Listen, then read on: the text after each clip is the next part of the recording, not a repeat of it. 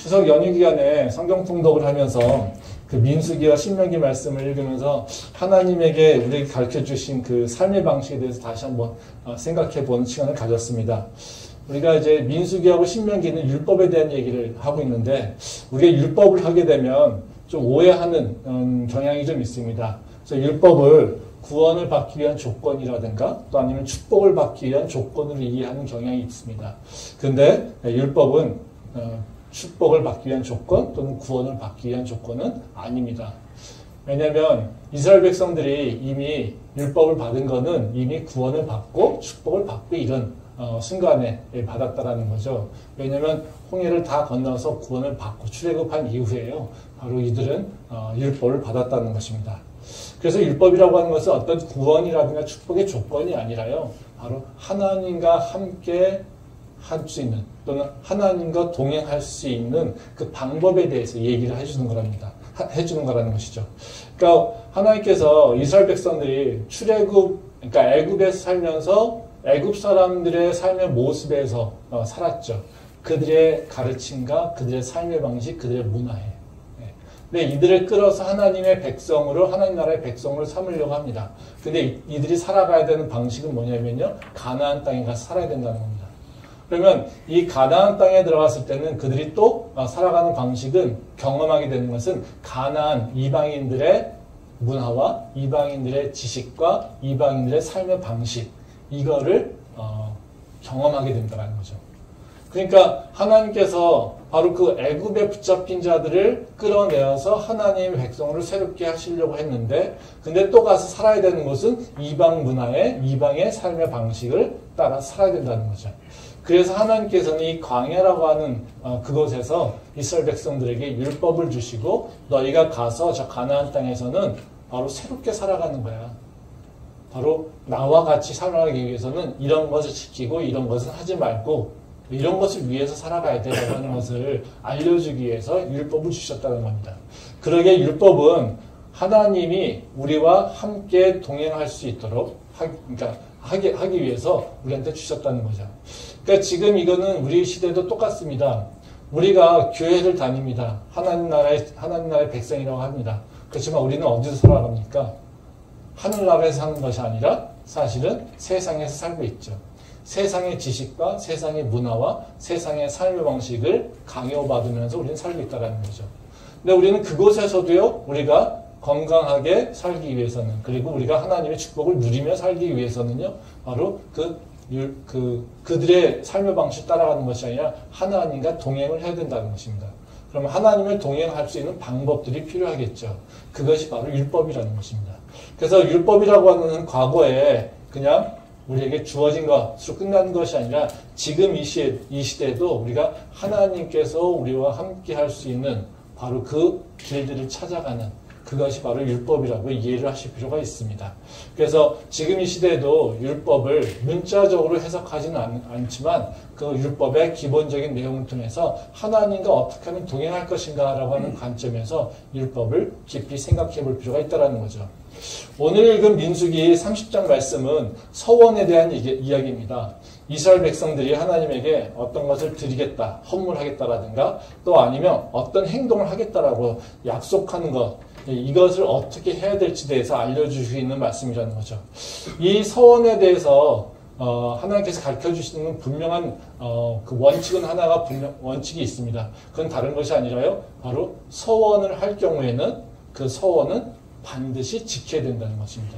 이것이 하나님께서 서원에 관련된 규례로서 우리한테 알려주시는 거라는 거죠. 말씀 한번 보겠습니다. 민수기 30장 2절 말씀입니다.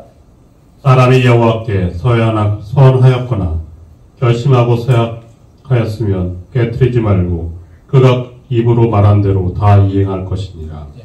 이 말씀은 이제 서원에 대해서 말씀하실 때 첫 번째 가르침입니다. 그러니까 사람이 하나님께 서원하였으면 반드시 입으로 말한 대로 행동해야 된다는 겁니다.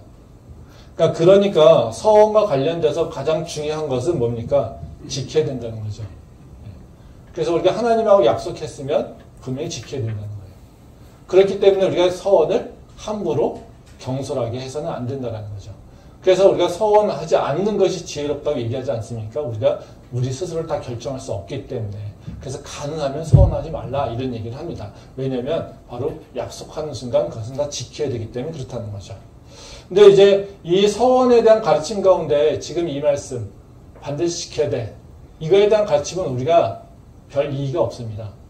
아마 그 민수기 30장을 읽으면서 너희가 반드시 서원한 것, 약속한 것은 반드시 지켜야 되라고 하는 것을 얘기할 때 우리가 거기에 대해서 이의를 제기할 사람은 아무도 없다라는 것이죠.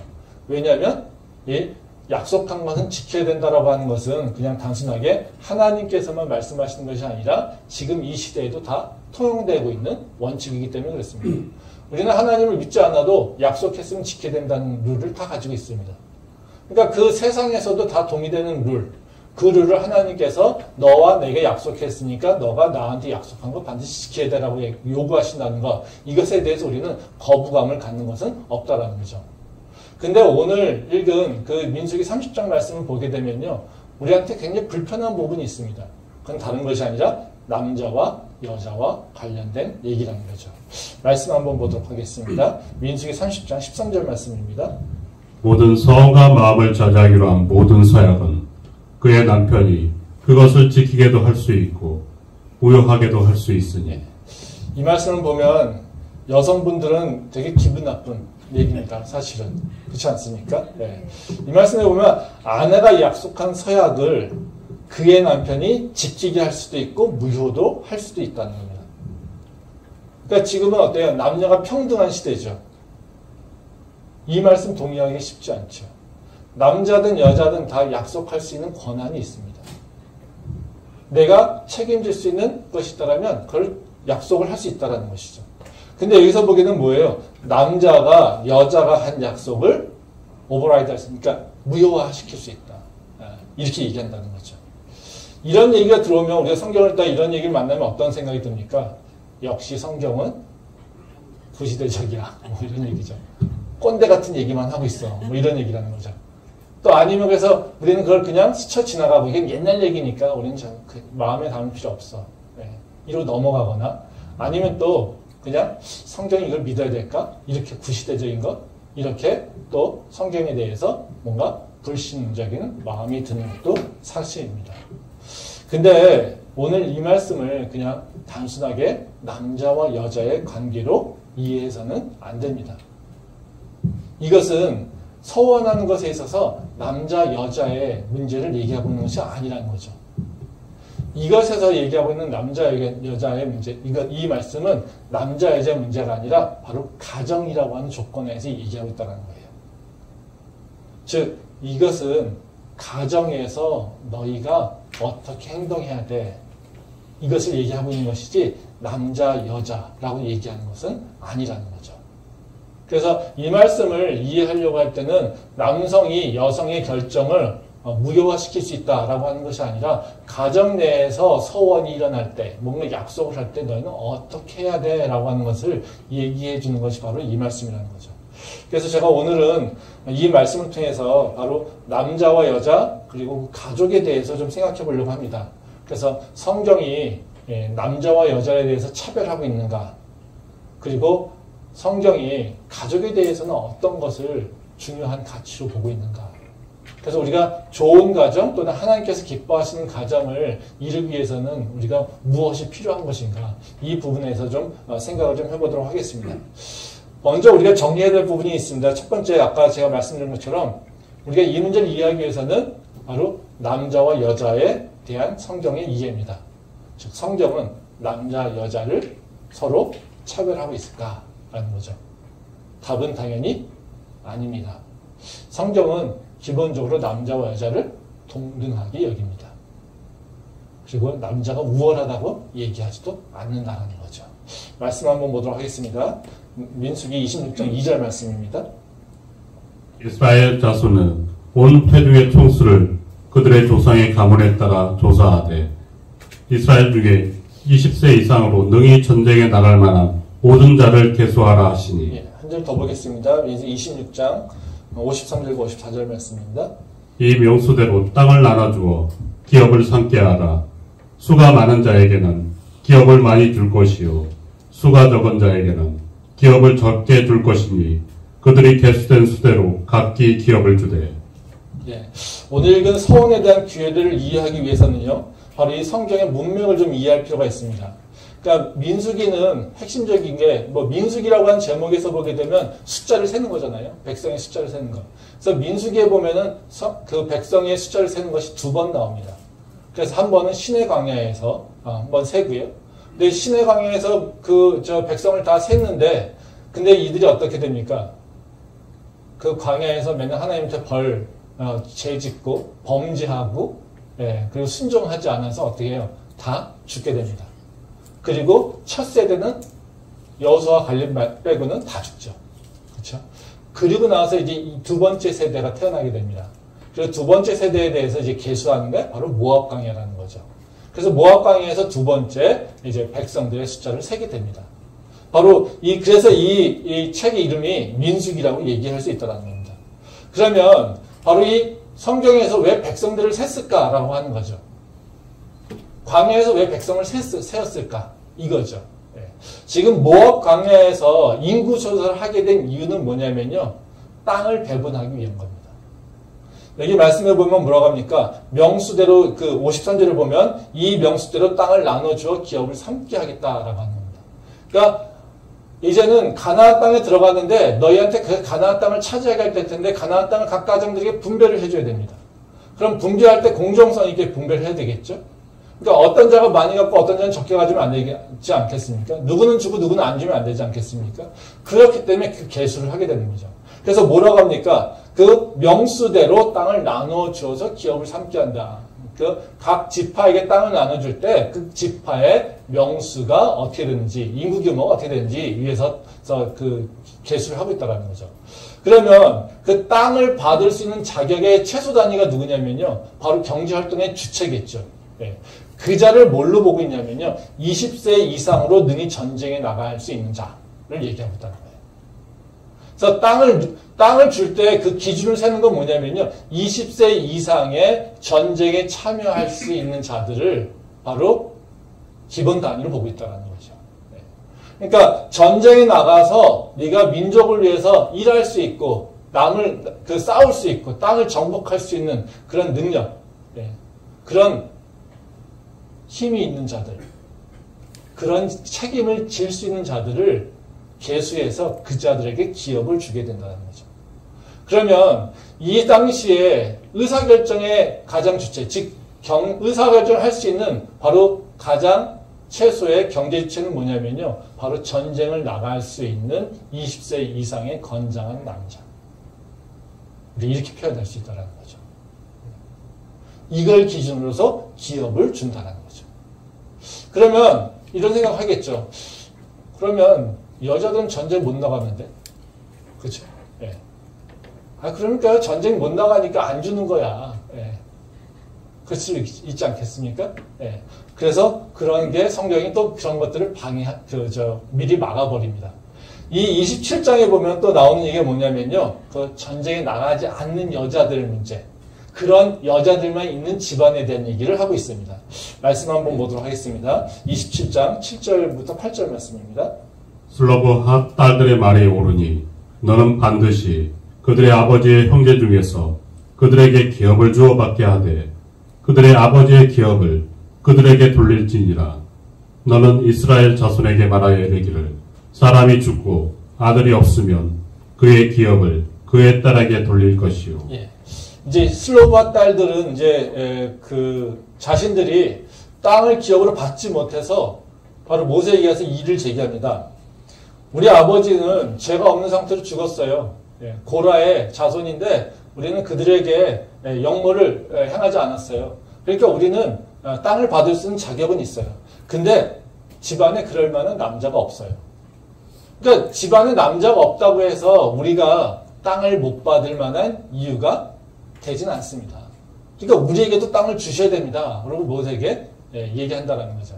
그랬더니 모세가 가서 하나님한테 물어보고 이런 상황이 있습니다. 그랬더니 야, 그 말도 일리 있네. 그렇게 하고 슬로밧 그 딸들에게 땅을 그대로 배분해 준다는 거죠. 그래서 규정이 있습니다. 아들이 없을 경우에는 그 딸들에게, 또 그 딸들이 없을 경우에는 주변의 친척들에게, 가까운 친척들에게 이렇게 순번대로 나가게 되는 그런 규정이 세워지게 된다는 거죠. 이것은 다시 말하면 무슨 얘기입니까? 여자가 배제되거나 여자가 차별받는 것이 아니라 책임을 감당할 수 있는 사람에 대해서 우선순위가 배분되어진 것이죠. 그래서 성경에서는 남자 여자를 차별하고 있는 것이 아니라요, 바로 경제활동이라든가 세상에서 경제활동이든 아니면 뭔가 의사결정을 할 수 있는 주체를, 그 첫 번째 우선순위를 바로 전장에 나갈 수 있는 남자로 본 것이고요. 그자가 없을 경우에는 바로 그보다 가장 가까운 가족들에게 순차적으로 책임과 권한이 물려지고 있다는 것을 알 수 있다는 거죠. 그러니까 성경은 절대 남자와 여자를 구별해서 남자가 여자가 하고 있는 모든 것들을 다 결정하고 그리고 무효화시키고 할 수 있는 것은 아니라는 겁니다. 말씀 더 보겠습니다. 사사기 4장 4절 말씀 보겠습니다. 그때 아비도의 아내 여선지자 드보라가 이스라엘의 사사가 되었는데, 예, 한 절 더 보겠습니다. 로마서 16장 3절 말씀입니다. 너희는 그리스도 예수 안에서 나의 동역자들이 브리스가와 아굴라에 문안하라. 예, 이 말씀은 이제 여자들을 하나님께 쓰임받는 여자들에 대한 사례를 얘기하고 있습니다. 여기 보면 그 사사에 보면 드보라는 여자입니다. 그러니까 사사라고 하는 그 당시에 재판관이뿐만 아니라 통치자죠. 근데 그 하나님께서 이스라엘 백성들의 통치자로 세운 게 누구냐면요, 여자라는 거예요. 뿐만 아니라 로마서에 보게 되면요, 바로 그 나의 동역자들인 브리스가와 아굴라에게 문안하라. 사도 바울의 굉장히 중요한 동역자 중에 한 사람이 브리스가와 아굴라입니다. 근데 우리가 이 순서를 보게 되면 어떻습니까? 브리스가가 남자일 것 같다는 거죠. 근데 사실은 남편은 아굴라고요, 여자가 브리스가라는 겁니다. 이거는 여성을 먼저 얘기하고 남성을 뒤에다 얘기하고 있다는 거예요. 그러니까 만약에 이게 남자 여자를 차별해서 우선순위를 아예 딱 고정해서 항상 남자가 우선, 여자가 후순 이라고 얘기한다면 어때요? 이런 얘기는 나올 수가 없죠. 그러니까 하나님께서 하시는 목적에 맞게끔 그것에 따라서 남자애를 선택해서 쓰는 것이지 남자애들을 사전적으로 미리 차별하지는 않았다는 겁니다. 마지막 말씀 한번 보겠습니다. 갈라디아서 3장 28절 말씀입니다. 너희는 유대인이나 헬라인이나 종이나 자유인이나 남자나 여자나 다 그리스도 예수 안에서 하나이니라. 여기서 중요한 건 뭡니까? 우리가 예수 그리스도 안에서 하나다, 즉 동등하다 이런 얘기죠. 근데 거기서 얘기하는 게 뭡니까? 헬라인, 유대인이나 헬라인이나 종이나 자유인이나, 그쵸? 남자나 여자나. 네. 다 하나님 안에서 어떻게 해요? 동등하고 동일한 사람이라고 하는 것을 얘기하고 있어요. 그래서 하나님 안에서는 세상의 신분이나 세상의 그 조건, 육체적 조건에 따라서 차별되는 일은 없다라는 겁니다. 그래서 이것이 바로 성경이 얘기하고 있는 남자와 여자에 대한 관계라는 거죠. 그렇기 때문에 성경을 바라볼 때 뭔가 사전적인 편견을 가지고 성경은 이럴 거야 라고 하는 생각을 가지고 말씀을 보게 되면 우리는 오해를 하게 됩니다. 그래서 절대로 남자와 여자와 관련된 것에 대해서 보게 되면 바로 성경은 그런 차별이 없다는 것을 우리가 알고요. 그래서 이 규례도, 서원에 대한 규례도 남자 여자의 차별적 규례로 보는 것이 아니라, 그러면 그 안에서 하나님께서 왜 이런 규례를 세워졌는지를 우리가 좀 다른 눈으로 남자 여자를 건너뛰어서 살펴볼 필요가 있다는 것이죠. 그래서 우리가 성경을 볼 때 남자 여자에 대한 오해 없이 객관적으로 살펴보는 그런 습관을 좀 가졌으면 좋겠습니다. 그러면 우리가 민수기로 돌아와서요. 민수기에서 왜 남자가 여자가 한 그 서원을 무효화시키거나 또 아니면 동의하거나 그렇게 규정하게 했을까라는 거죠. 그러니까 여자도 분명히 권한이 있는데 여자가 한 규례를, 그 서원을 왜 남자가 무효화시킬 수 있도록 규정했을까? 이런 것에 대한 우리가 좀 질문을 할 수 있겠죠. 이것은 왜 그러냐면요. 성경은 가정을 굉장히 중요시하게 여깁니다. 그러니까 이 질문에 대한 답을 찾기 위해서는요, 성경이 가정에 대해서 어떻게 이해하고 있는지를 좀 알 필요가 있다는 거죠. 하나님은요, 가정을 창조가 완전화되는 것으로 봤습니다. 그리고 하나님의 축복을 누리는 그런 통로면서 또 그릇으로 봤다는 거예요. 그래서 바로 하나님께서 어떤 규례를 정하실 때 그 가정을 보호하는 관점에서 항상 규정을 정하셨다는 거예요. 그리고 하나님 사역도 그렇게 이루어지고 있다는 거죠. 그래서 하나님께서 원하시는 건 뭐냐면요, 그 서원이라고 하는 걸 통해서 가정의 불화가 또는 가정의 그 깨짐이 일어나기를 원치 않으셨기 때문에 남자한테 그 권한을 주셨다는 겁니다. 말씀 한번 보겠습니다. 창세기 2장 18절 말씀입니다. 여호와 하나님이 이르시되 사람이 혼자 사는 것이 좋지 아니하니 내가 그를 위하여 돕는 배필을 지으리라 하시니. 네. 이거는 뭐 결혼식 주례에 많이 쓰이는 그 성경 본문인데요. 사실 이 말씀은 뭐 둘이 하나가 되는 것만이 아니라 이제 가정을 이루는 것에 대한 의미를 얘기하고 있죠.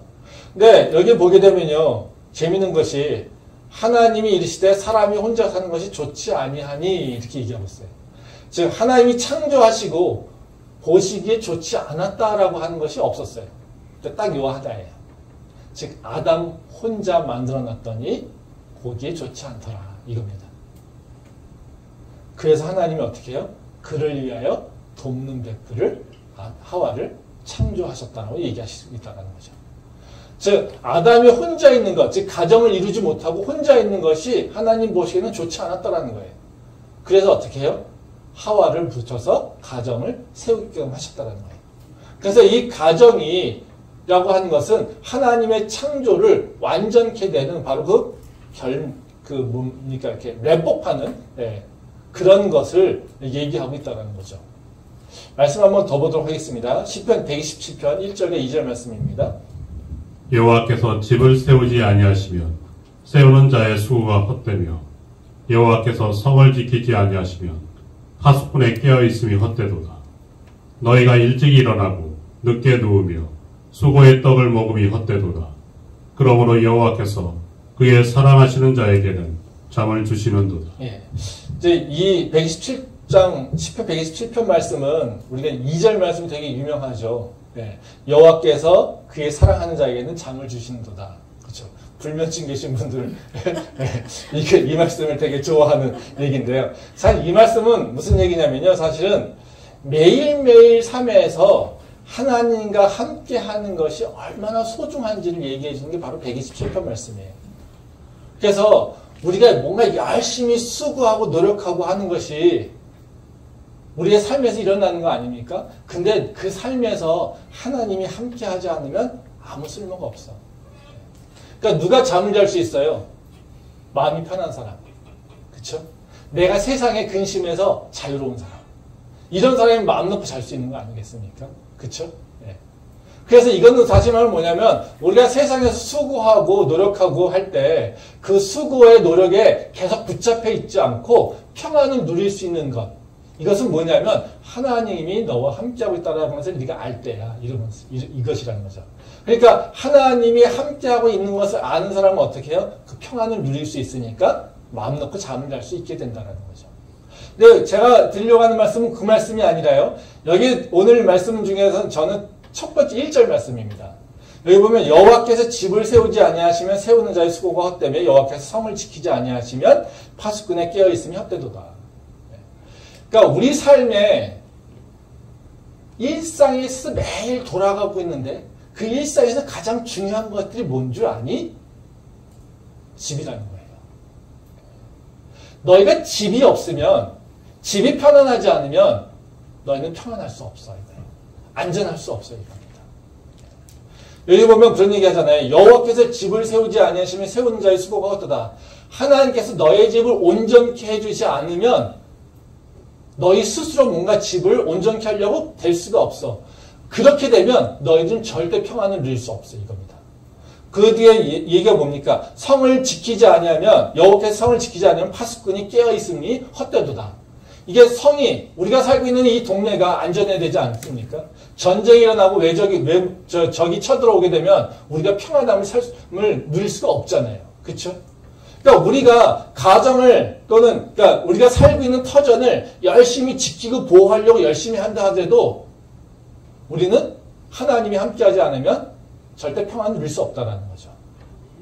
근데 하나님께서 너희가 누릴 평안, 너희가 누릴 축복 이것을 어떤 이기즘플로 지금 얘기하고 있냐면요. 바로 너의 집을 너희가 아무리 수고해도 온전하게 세울 수 없어. 이겁니다. 하나님께서 함께하지 않으면. 이렇다면 이건 무슨 얘기겠어요? 너의 집이 온전해지지 않으면 너는 어떤 평강과 기쁨을 누리기가 어려워. 이것을 얘기한다는 거예요. 그러니까 무슨 얘기예요? 너희가 먼저 너의 집을 온전하게 세워라. 이것을 얘기하고 있다는 거죠. 그래서 하나님께서는요. 가정을 되게 중요하게 여기시고요. 가정에 평화가 있다고 하는 것을 굉장히 소중한 그리고 그런 것이 있을 때 큰 축복을 누리고 있다고 하는 것을 지금 말씀하고 있다는 것이죠. 하나님은 이 서원에 대해서도 이 관점에서 평가하고 계세요. 우리가 생각하기에 하나님과의 약속은 뭡니까? 개인의 약속을 생각합니다. 근데 하나님은요, 이것을 개인 차원에서 보지 않는다라는 거예요. 왜? 너의 삶은 너의 가정하고 연결되어 있으니까. 그래서 나는 네가 한 약속을 너 개인의 차원으로 보는 것이 아니라 너가 속해 있는 가족의 차원에서 나는 이해할 거야. 이렇게 얘기하시는 것이 바로 오늘 말씀이라는 거예요. 말씀 보겠습니다. 민수기 30장 15절 말씀입니다. 그러나 그의 남편이 들은지 얼마 후에 그것을 무효하게 하면 그가 아내의 죄를 감당할 것이니라. 이제 이 말씀을 보면 이제 하나님이 남편이 아내가 한 서원을 무효화하고 그리고 지키지 않으면 남편이 그 죄를 담당하게 한다는 거죠. 이거는 재밌는 게 뭐냐면요. 서원은 여자가 했습니다. 그렇죠? 근데 그 책임을 누구한테 물으십니까? 남편한테 물고 있어요. 네. 그러니까 서원이 이 여자 개인의 것이었다라면 하나님이 그 서원이 지켜지지 않을 땐 누구한테 책임을 물어야 됩니까? 여자한테요. 근데 하나님은요, 이 서원이 이루어지지 않을 때 그 책임을 남편 너한테 물을 거야. 이렇게 얘기하고 있다는 거죠. 이건 다시 말하면 이런 얘기입니다. 지금 가정의 의사결정 할 수 있는 또는 경제 주체자는 누굽니까? 남편이에요. 그가 기준으로 땅을 받은 거잖아요. 기업을 받았잖아요. 서원한다는 건 뭐겠습니까? 하나님께 뭐를 드리겠다, 바치겠다라고 하는 얘기인 거고요. 또 내가 뭔가를 위해서 하나님께 헌신하겠다 이런 얘기잖아요. 그 모든 경제활동, 의사결정은 책임이 따르는 거죠. 근데 그 책임을 누가 져야 됩니까? 결국에는 남편이 져야 된다. 즉 책임지는 사람한테 너가 동의하지 않으면 너 서원은 의미 없는 거야 이런 얘기입니다. 즉 이 당시 여자라고 하는 것 또는 이 당시 위에 나 있는 어린 딸이라고 하는 것 존재는 뭐예요? 자기가 뭔가 재산을 팔거나 그렇죠? 뭔가 경제적 거래를 하거나 자기 일신상의 모든 것에 대한 결정을 할 수 있는 권한이 주어져 있지 않아요. 근데 왜 서원을 하겠습니까?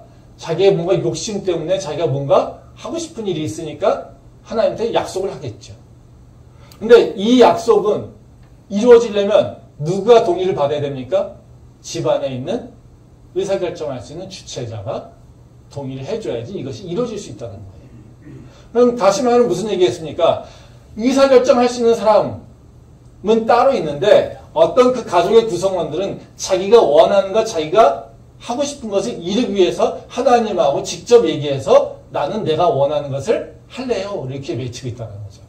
지금 가족과 동의하지 않은 상태라는 거죠. 그러니까 이것을 하나님께서 받아들이면 어떻게 되겠습니까? 남편과 아내는 깨질 수밖에 없죠. 그렇지 않겠습니까? 그래서 조건이 있는 거잖아요. 하나님께서 이 서원, 여자가 서원을 한 것을 남편에게 얘기했을 때 남편이 그날 아무 얘기하지 않았어요. 그럼 어떻게 돼요? 동의한 걸로 된다는 거죠. 그러니까 너가 책임져야 가지고. 근데 이 여자가 서원을 했는데 그걸 남편한테 얘기했더니 그날 야 그거는 우리가 힘들어. 그건 우리가 할 수 있는 약속이 아니야. 이렇게 얘기한다면 하나님께서는 그 약속을 우선 스탑시키신다는 거예요.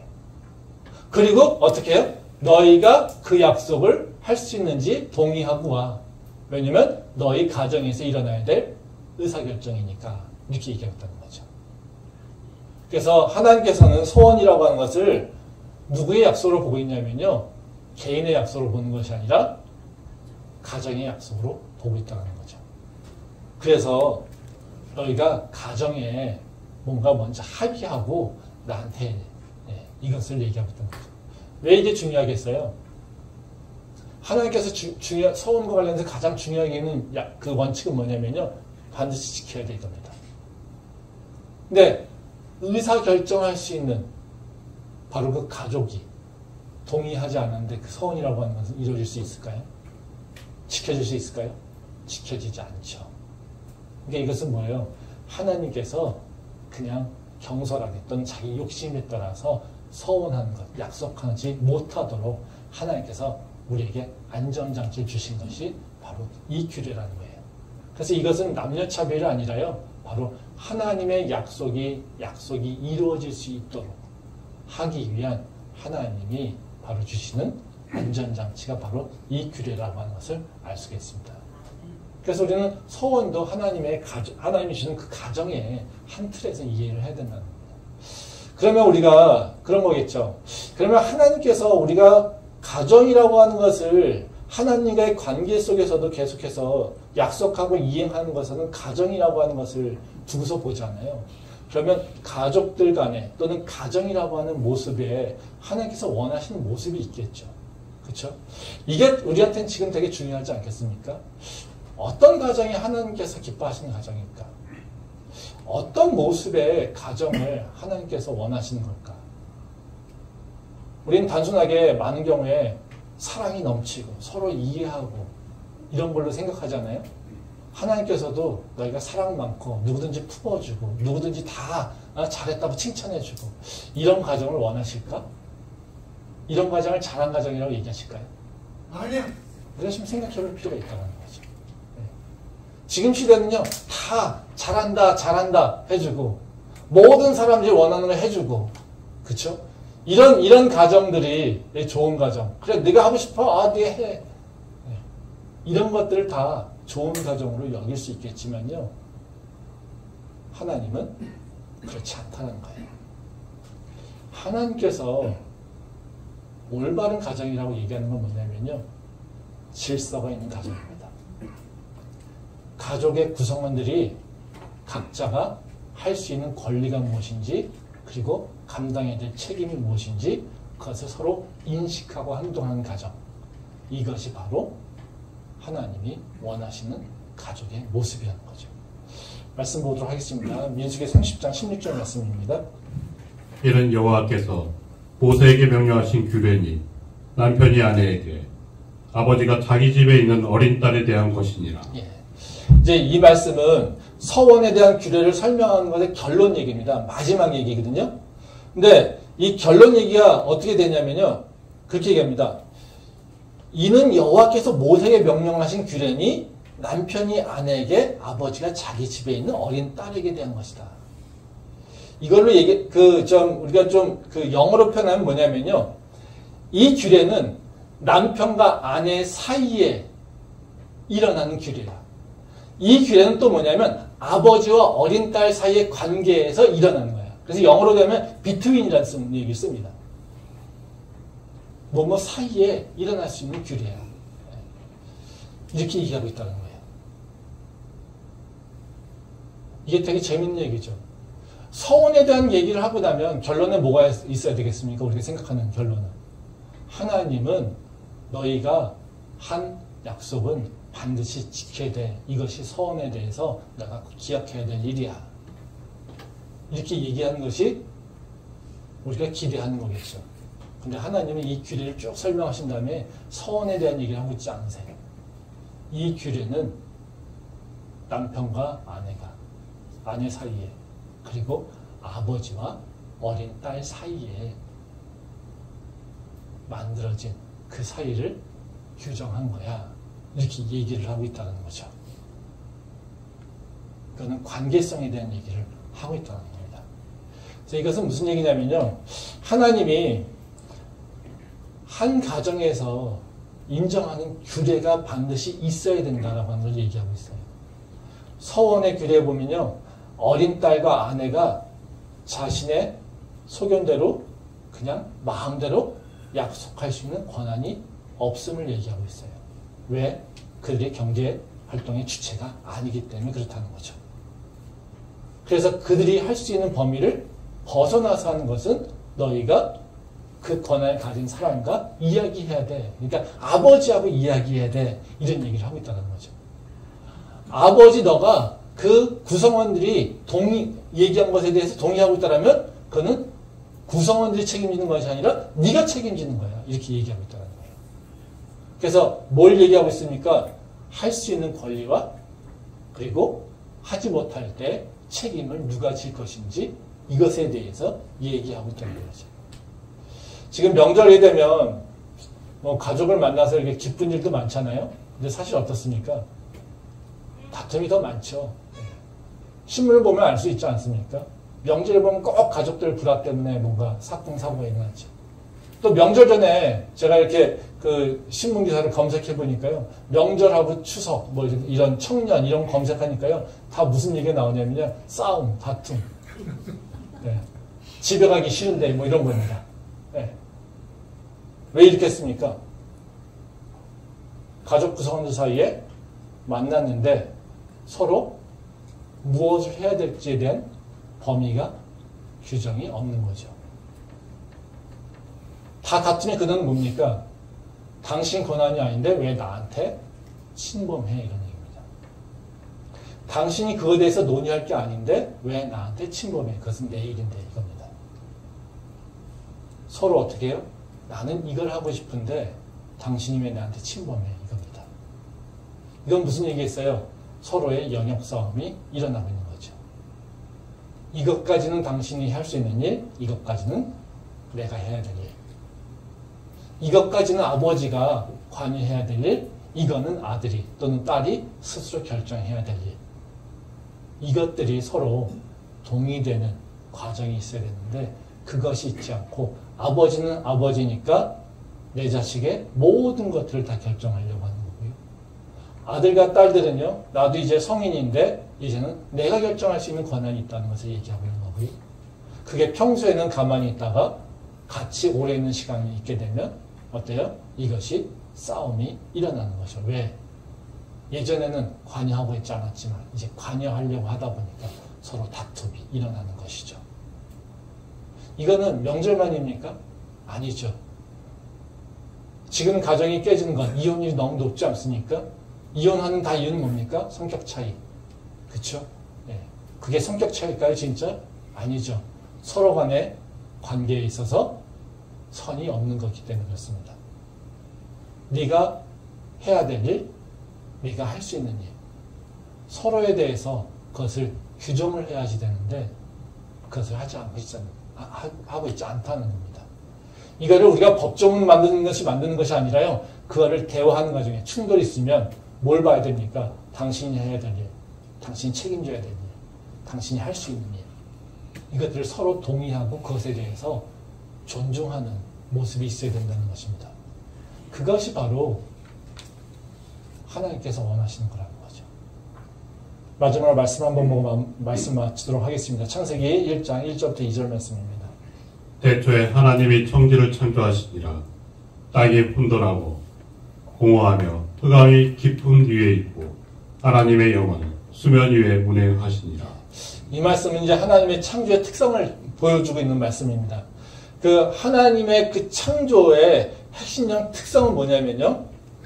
혼돈과 공허함 속에서 질서를 부여하고 있다는 거예요.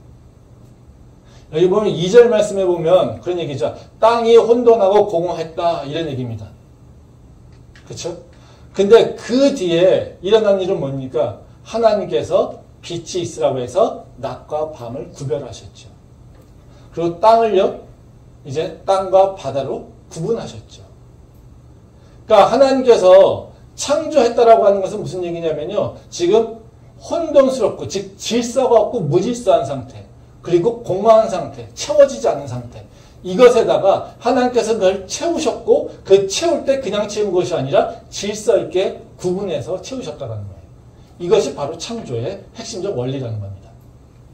지금 하나님을 반대할 때 이게 뭡니까? 그 질서를 깨는 거죠. 하나님이 만들어낸 질서를.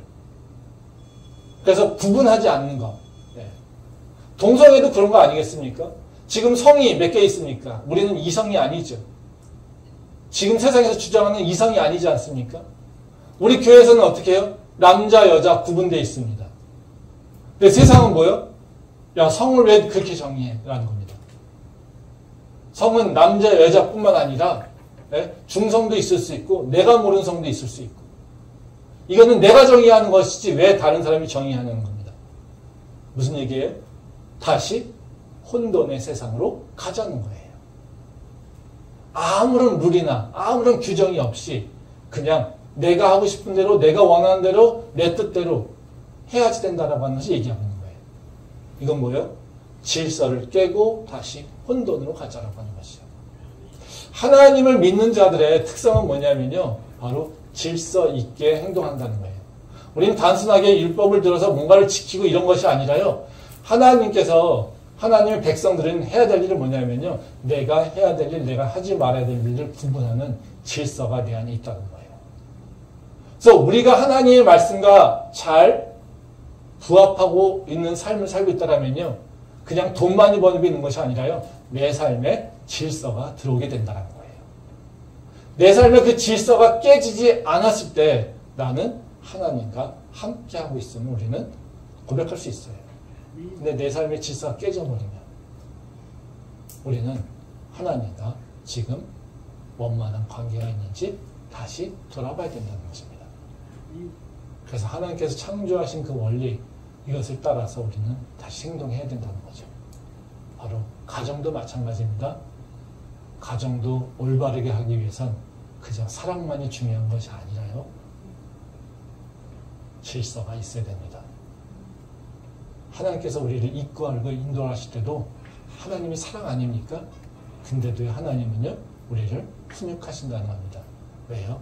질서를 세우기 위해서. 그래서 우리는 사랑만 강조해서는 안 되고요, 우리는 반드시 질서가 무엇인지, 그리고 어떻게 하면 그 질서를 잡을 것인지, 이것에 대한 고민을 하는 것이 바로 크리스찬들이 가져야 될 행동이라는 것이죠. 그것을 기억하면서 우리가 우리의 가정의 모습을 다시 한번 돌아봤으면 좋겠습니다. 기도하겠습니다.